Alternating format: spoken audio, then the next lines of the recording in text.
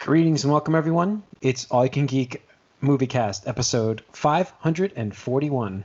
I'm one of your hosts, Jim Gass, joined by Mike Sneedy. What's up? And Corey Feinsod.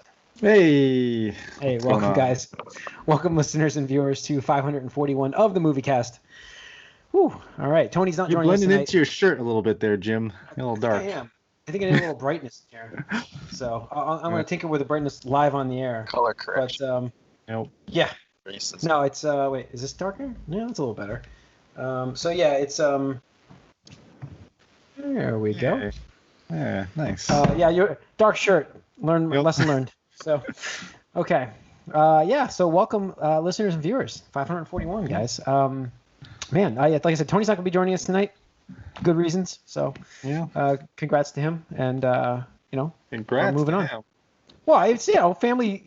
You get to see family again. Oh, it sounds like, oh man, it does sound like the first family gathering he's had in a while. So yeah, it's great to be able to meet up. I know he's vaccinated, and I'm sure his family's vaccinated, and everybody's staying safe.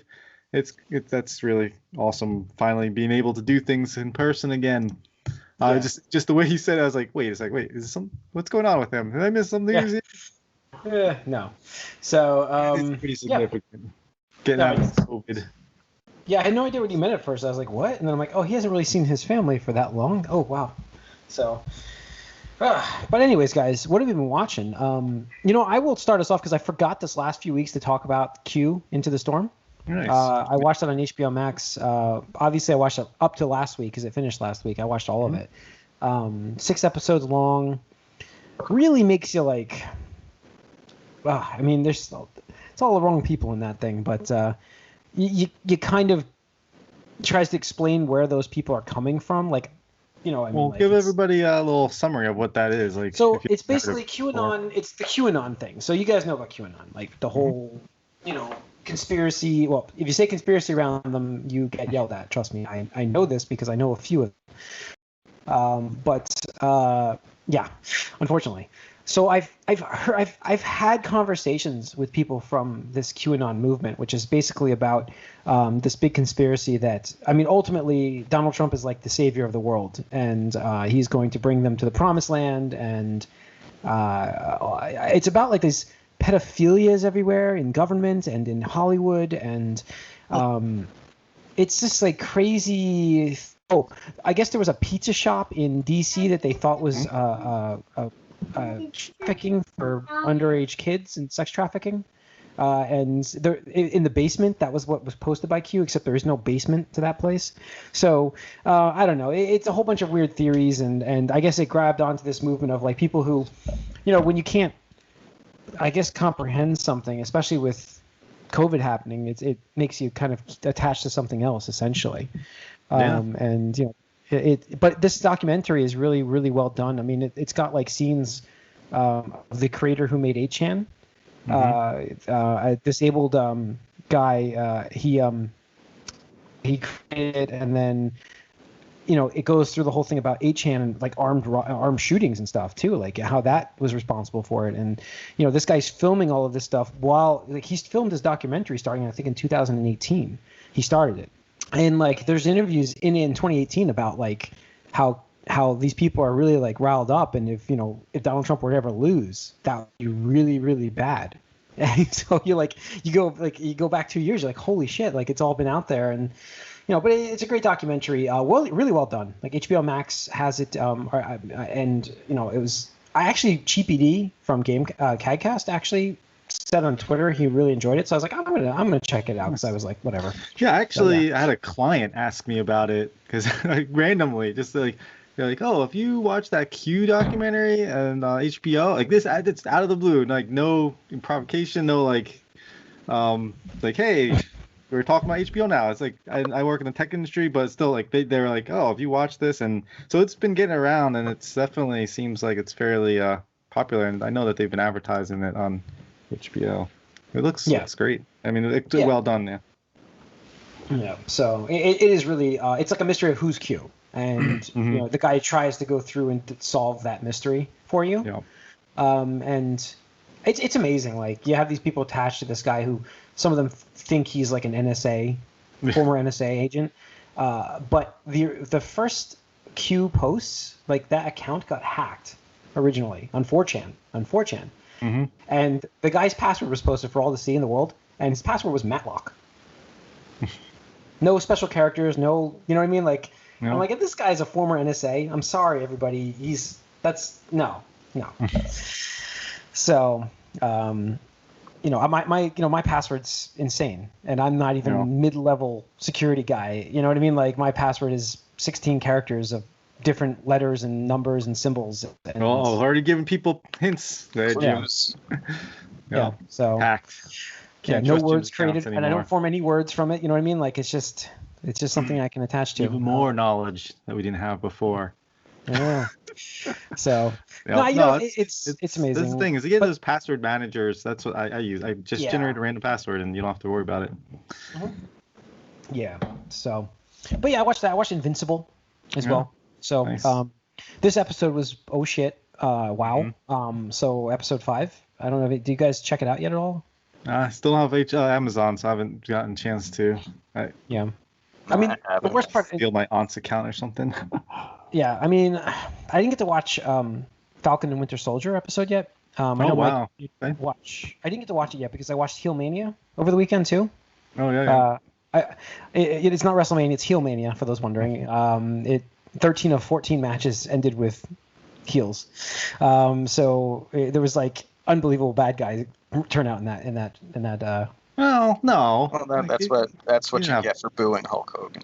I mean, Bianca and Damian That's Priest 13. and Bad Bunny. Oh yeah, that's okay. 12. Because I mean, Kevin is not a face. Well, so, Kevin, I don't he know. played the face in that, so. Yes. So, I guess so. All right. 11. There we go.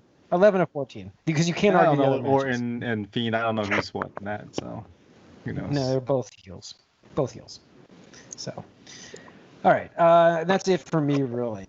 Mike, Okay. you watched Winter Soldier last week, right? Too. You caught up. Yeah, I watched them both now, so I'm ahead of you now. Caught up? Ah, nice. I mean, listen. I mean, if you guys can talk about it, try to be a little vague, but I mean, I don't care if you yeah. So, just I'll be right back actually. So I'll you guys go on. All right. Well, so yeah, I saw them both. I guess we'll start with some minor spoilers here. The thing that I was most interested in these two episodes do kind of tie into each other. It feels like, Mm-hmm. with the Zemo escapades with them in Madripoor, and that got me excited because to me, I think Wolverine instantly with Madripoor, which I kind of think you're supposed to. I don't know about in this case you're supposed to or not, Right. but it's pretty much a city where he goes. And it was displayed very similarly to Night City in Cyberpunk. I noticed it's like the same place, which is funny. So I found that location interesting. There's this whole power broker thing who we're supposed to be interested in learning who that is. I'm not putting too much weight into it for it being someone all that interesting, but these episodes were okay. Things developed in a relatively predictable way. A few old faces showed up here and there, but the ending of that last the most recent episode is pretty interesting. I think it's interesting, but we all saw this coming, didn't we? Well, yeah, because John Walker's an asshole, and he's an asshole. Of course, he got the serum, which he always wanted. I thought it was an interesting idea with would you take it? Would you not take it? What is that? Well, the thing is, tell you about a person, and they didn't really establish any noticeable downsides to it, other than. Well, because everybody that's got it since essentially has been okay. We've seen on this video or this different show. We've seen Cap, who's been fine, just actually probably extended his lifespan. Well, no, I mean in this show at least, everyone that we've seen, and the whole thing that what's his name, the Battlestar guy is it's gonna just make you more of who you are, and so that was, I guess, the hint of John Walker's an asshole, so it's gonna make him more of an asshole. We didn't really see any evidence of that so far either in this universe. Yeah. I mean, because Carly seemed like a regular person, so it's she seems fine. All of her Although she is smashers or whatever randomly decide to go a little murderous here and there. Mm-hmm. I don't know. I don't find her very compelling. It's kind of annoying, and I know we're supposed to be all outraged by like what he did, but they're like shooting people all the time anyway. Like, you kill a guy, you kill a guy. Like, that seemed like a place. Yeah, no, I don't. I mean, so, I don't know. I don't necessarily have a problem with them getting killed, those guys, but the person who did it can't be doing that, and that's the whole thing. It's like, as a symbol of America and who you are representing, you can't do that kind of thing. Spoilers, obviously, guys. Yeah. But I thought they were pretty decent episodes. They're decent. I go back. The little screen time that the sister had, I did not like that. It's like, because she has a failing boat business, she hates America now. I did not like that. That was kind of weird. It goes back into sort of this heavy-handed like racial theme that I'm not really digging in this show, to be honest. I get what they're trying to say here, but I don't know. Like, to me, like, this is all about like, Captain America's shadow a little bit. Mm-hmm. And, I'm not a very patriotic guy, but Captain America was kind of like, looking at the good side of America, even when he had to fight America. And I don't know. This stuff is a little bit like the opposite way. I'm like, I don't know. It felt a little weird, but yeah, I mean the Secret Service for Black Panther, I forget what they were called. They were cool. So, like, obviously we know that they were showing up from the prior episode, but they show up again.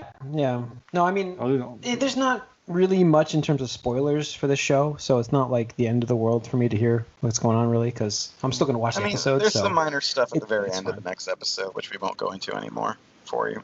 Yeah. Okay. But basically, I'm most excited about Mad Report. Mm-hmm. Cool. Yeah, maybe it'll turn into something. That was comic location, right? That was just for Marvel. I mean, it's mostly tied to Wolverine, which is why I'm interested in it. Yeah. Cool. That's where he goes. All right. Yeah. Anything else there, Mike, or no? Not really. I mean, the show, it's okay. It's pretty good, but it's not quite. I mean, anything else you watched? Oh no. I'm not watching. Oh, okay. Corey, did you check out Mighty Ducks? Yeah, I'm kind of losing it on this show. I'm not. Yeah. It was cool, nostalgia, like, at first, but like, I don't think this works for me as a television show. Like, I'd rather just watch the Mighty Duck movies. So, like, I just need give me 2 hours or an hour and a half or whatever it is, and I'm good. It felt like they waited too long. They beat the same bush for Gordon Bombay. Like, it was just like, okay, 3 episodes, the exact same reaction over and over and over and over again. I'm just like, I get it. I'm gonna watch more of it, but I get that reaction. Yeah, and then just him being like, oh, actually, I really love hockey, guys. Sorry, it's all a lie. It's just like, what? Come on. It was kind of taken back. So, but yeah. Mm-hmm. All right. Anything else, Corey, you watched? Yeah, actually, I've been watching this show on Netflix, Korean show called Sisyphus, which is pretty cool. It's like an action-y show here where it's about this guy who's like the super genius engineer and this girl who comes from the future and comes back to save him because basically he invents something that destroys the world, and now everybody's trying to go back in time to kill him. So it's really, really interesting time mechanic here because he discovers time travel in a roundabout way, which then leads him to create a time machine, essentially. But a lot of action, really good, mystery going on here, I think, as far as, like, he's looking for his brother who's supposed to be dead, but then discovers him alive in the future because he comes back in time. So it's just like some stuff that's all like kind of confusing, but it's interesting to follow. And as we said before, like, Winter Soldier has been not as enticing to watch week by week. I think this would have been a better binge show than like Scarlet Witch was a good week to week kind of thing. Get that water cooler moments going, but Yeah, I'm more Yeah. interested in watching Sisyphus on Netflix, which is like also not bingeable because it comes out with new episodes as well. Oh. But so it's on Netflix. On Netflix, it's doing that. I think it's like probably because it's got like some contract where it can't all be all at once, and it's probably not all done either. So the other thing It's the end. I wanted It's the to beginning of the mention, end of binging. I did watch Yeah. was The Nevers, which is the Joss Whedon thing on HBO. Yeah. I was like, do I want to like support him? Like, I don't know. I don't know if I want to. He's off the show now. He left control of it. It's still his. I mean, entity. he created. He's So like big part of the first season, and it's just like feels bad, you know. Just like but I actually really like the concept of like essentially it's X-Men in Victorian times, and so I thought that was a neat idea, and I'm interested to see where it goes. It's got a pretty neat mystery to it as well. Like we talked about, like stuff to keep you coming back for more, essentially. And it has that whole like everybody, like all these people are getting powers randomly on this specific day, and how do we deal with that? And a lot of it has like, I mean, because it's Victorian times, women shouldn't be as important, and so there's a lot of people that are trying to push these women down, and so it's about the women who are gifted or touched, they call it in this show, and there's a few of them that kind of are the springboard for the story here. So it's an interesting first episode. I thought was pretty neat, and like I said, the setting really is intriguing to me as far as the Victorian times with essentially mutants and prejudice against them. Okay. All right. All right. Into some news here. Hang on. Around. Okay. All right. What do we got in news here? We got Netflix. Big deal. Spider-Man going to only Netflix for streaming going forward. Yeah, it's pretty crazy that Netflix got this deal done and not Disney Plus, because Marvel. I mean, it's like, it's like Sony still makes it just enough of a different entity. Yeah. It's like they acknowledge each other, but they're still not happy with each other, kind of things. That's what I get from this whole relationship. Like, they're like, yeah, we both like making money, and so like our property is still going to be working together with you, but Netflix is your competitor, and we like that. That's what I get from this vibe. I'm sorry. I get that like. I think Netflix probably just threw more money at them. Well, I'm sure Netflix did, but well, maybe. I mean, I think they were just happy to go to Netflix. I really do. I just feel like they were. But so yeah, it's basically all of Sony Pictures. I don't know how many decisions like this are decided with happiness like that. I think. But I mean, that's the thing you said too. It's not just Spider-Man though. So. No, it's all of Sony. I mean, so yeah, it's not just Spider-Man. That's the biggest name from it, really. But there's a lot of Sony Pictures out there. So,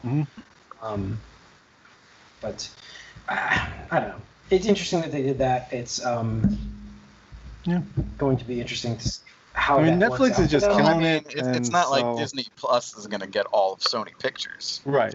So, I mean, it kind of makes more sense this way. If it's going to be an exclusivity deal with some streaming platform, you think it would be Netflix. No, I mean, it's surprising that they would like be able to get that and not be able to put Spider-Man on Disney Plus or something. It's like, I want to watch all the Marvel movies, and then you're like, wait, isn't the Spider-Man movie part of this? It's confusing for people. Some of the Fox stuff is still coming on and off at weird times on there too. I don't know.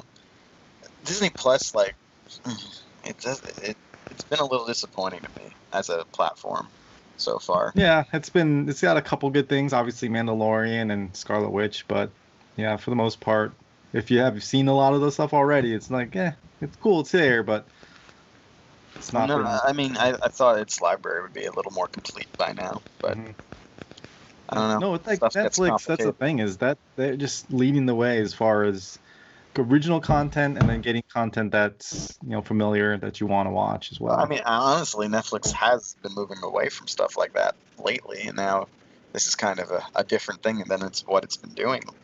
To get control of another studio stuff for a while. Yeah. I don't know how long this is going to be, but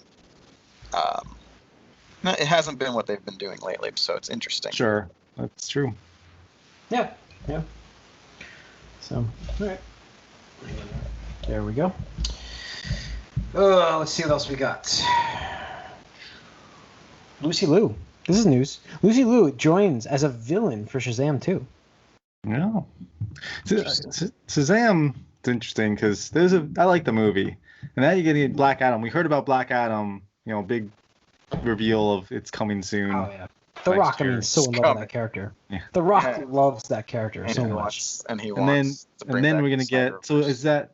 I mean, are we getting Shazam after Black Adam? That's the question. So like, it seems like I think Black Adam would be in Shazam 2. I would have hoped that would have happened, but we're gonna get these other characters, and that's fine. I like Lucy Liu, and I think Helen Mirren is gonna be in there too. So Helen Mirren. Mirren, thank you. We get Zachary Levi back. Mm-hmm. So that's cool. I really enjoyed Shazam. I felt like DC found a good their stride really hit with that movie. You had Wonder Woman and Aquaman. All of those were really a good run for them. So I'm really hoping that they don't continue down the path of Wonder Woman 84. Mm-hmm. But I think that I'm psyched to see what they can do with this, especially if they could get The Rock to appear at least in Shazam 2 at some point. So I think that really brings he brings star power. We talk about, and we talked like Pierce Brosnan is going to be in that too. So. Yeah, that's right. That's a hell of a cast, and we talk about how actors don't really influence movies anymore, but The Rock does have that influence. I'm sorry, he really does. Yeah. That's it. There's not many actors that do, but he does have that influence. Yeah, and it's also we look at the Suicide Squad too. We don't know how long everyone's going to be in that, but that trailer makes people excited just because you see all of those different people in it. It's like, those guys. Yeah. So it definitely still happens a bit, but it's interesting because I'm wondering how anti-hero they're going to make Black Adam when he's typically a villain. Yeah, I don't know. You're right. It will be interesting to see what they do with him with that. He is. I've only ever seen him as a villain, but I know they're saying anti-hero essentially, but he's like a Venom, right? Can be, I guess. I don't know. Yeah. I don't know too much about him. All I know is that Shazam took his place essentially, so he is the arch nemesis or whatever. They can't coexist or something. They're not supposed to. Yeah, there you go. So, all right. Godzilla vs. Kong is going to turn a profit in just the box office. Nice. Good for it. Box office is coming back. It's back. We didn't talk about it this week, but it's back. We didn't talk about it. No, but I say it because it was part of the movies. But yeah, so you had was it Box Office Mojo does this? I don't even think that. I'm sure it's Kong versus Godzilla or Godzilla versus Kong still. There's nothing else about. Oh yeah. No, there's nothing really. But Godzilla vs. Kong did 13.9 million over the weekend, which is still impressive. Very impressive. Nobody did 2.6. Unholy. Raya did 2.2.